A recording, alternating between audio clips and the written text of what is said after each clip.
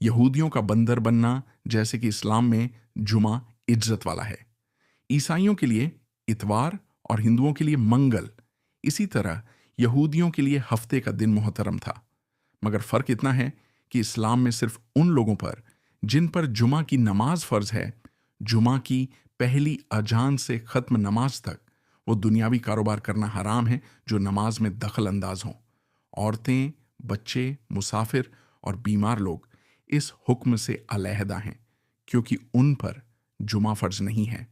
लेकिन यहूदियों और ईसाइयों के यहाँ इन सारे दिनों में दुनियावी कारोबार हराम थे और खासकर शिकार करना सख्त जुर्म था।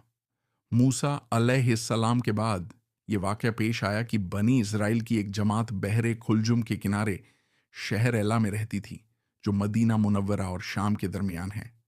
ये लोग मछली के बहुत शौकीन थे।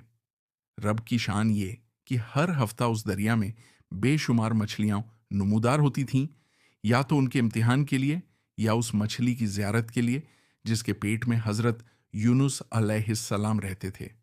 बाकी दिनों में सब मछलियां गायब हो जाती थीं।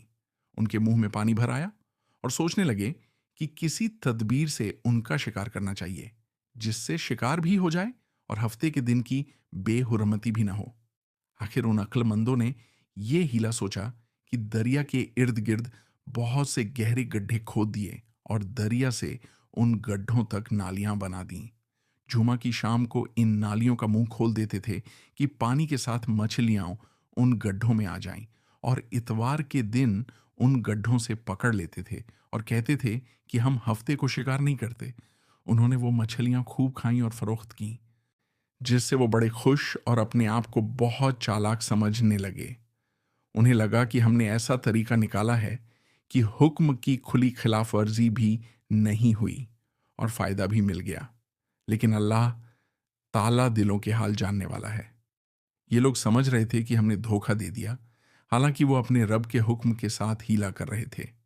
उनकी इस चालाकी और नाफरमानी पर अल्लाह ताला ने उन्हें सख्त सजा दी। कुरान करीम में बयान हुआ कि जब उन्होंने सरकशी की ओर बार बार समझाने के बावजूद न माने तो उन्हें कहा गया, यानी जलील बंदर बन जाओ। चुनांचे वो लोग बंदर बना दिए गए। उनकी शक्लें बदल दी गईं, मगर उनके दिलों में पहचान बाकी रही। वो एक दूसरे को देखते, पहचानते और अपनी नाफरमानी पर अफसोस करते रहे। ये सज्जा उनके लिए और आने वाली नस्लों के लिए इबरत बना दी गई, ताकि लोग अल्लाह के अहकाम के साथ धोखा देने की कोशिश न करें। जो लोग उस वक़्त उन्हें मना करते थे और बुराई से रोकते थे, अल्लाह ने उन्हें बचा लिया, और जो लोग खामोश रहे या चाल चलने वालों का साथ देते रहे, वो भी अजाब से न बच सके। इस वाक़या से हमें यह सबक मिलता है कि अल्लाह के हुक्म को बदलने, उसमें हीला करने या ज़ाहिर में मानने और बातिन में तोड़ने की कोशिश करना बहुत बड़ा गुनाह है। दीन में सच्चाई और फरमाबरदारी ही कामयाबी का रास्ता है।